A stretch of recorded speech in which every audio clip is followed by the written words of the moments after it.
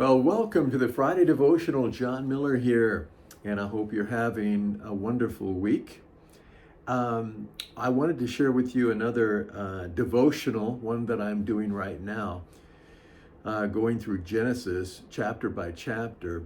And so I just read the chapter, and then I have a commentary by Kent Hughes.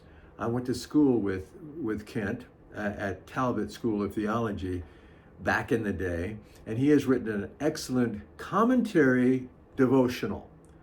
Kent Hughes, the commentary is just the book of Genesis, and you can find that. But just read a chapter in the Word, slowly, trying to figure out what's going on there, and then I'll turn to Kent to give me further understanding of that particular chapter, and just do it once a day that way. So there you go. We are in the book of Ephesians, and I want to begin or continue our reading and a little bit of exposition of that. Chapter 5, and beginning with verse 11. And so Paul is talking to the Ephesian Christians about maintaining moral integrity, moral purity. And he says in verse 11, do not participate in the unfruitful deeds of darkness, but instead even expose them. For it is disgraceful even to speak of the things which are done by them in secret. But all things become visible when they are exposed by the light. For everything that becomes visible is light. And then he says in verse 14, and for this reason it says, awake, sleeper, and arise from the dead, and Christ will shine on you. So I wanted to kind of look closely at verse 11, where he talks about exposing the deeds of darkness. And in the Amplified Bible, that particular verse 11 reads this way: do not participate in the worthless and unproductive deeds of darkness, but instead expose them. And then it says, by exemplifying personal integrity, moral courage, and godly character. And so you and I have a responsibility not just not to participate in the unfruitful deeds of darkness, but expose them. And according to the Amplified Bible, this has to do with exemplifying personal integrity, moral courage, and godly character.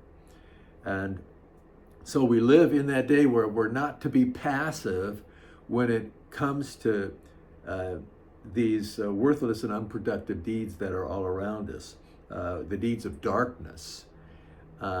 So that we're to be proactive. I think, what does it mean to display the light in this? Because we're to expose. So that means we bring the light into the picture where there's darkness. And so I think from Scripture, we can tell that Jesus himself is the light of the world. The presentation of Christ into a particular evil issue or dark issue is the only way to expose sin for what it truly is and speak truth to what is going on. See, only light exposes darkness, and only Christ is that light. So the moral debates of our day will never get anywhere unless Christ is the central issue. And we can debate a lot of things, all moral causes, without Christ as the central figure. No matter how courageous, they're destined to fall short. In other words, we can just debate with somebody a lot of the issues of our day, and it may be a big hit with people in some ways. It even temporarily restrain the overt immorality that we're looking at. But a heart can only be changed by Jesus Christ.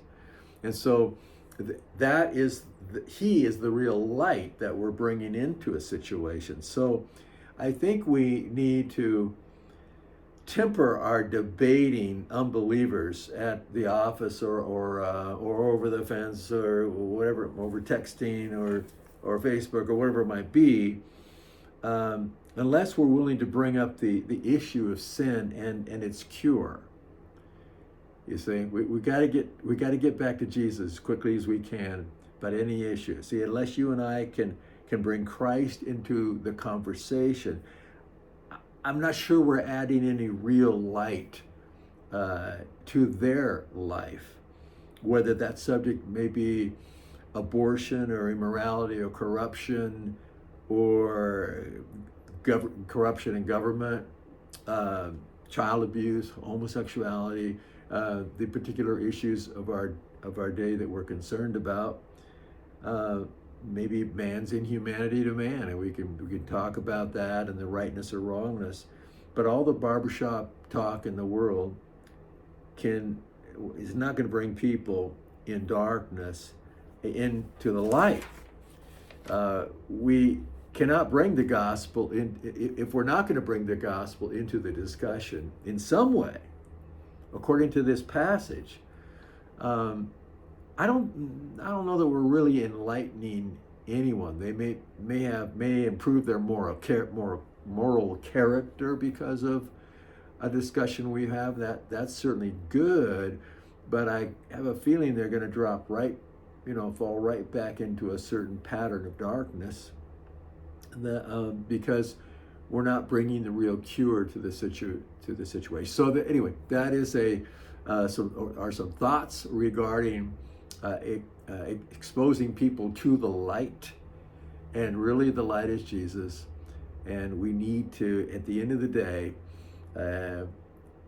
finally get to the source, the answer to man's dilemma for all of the problems that our culture demonstrates to us. So anyway, those are some thoughts, and I hope you have a wonderful weekend. See you later. Bye-bye.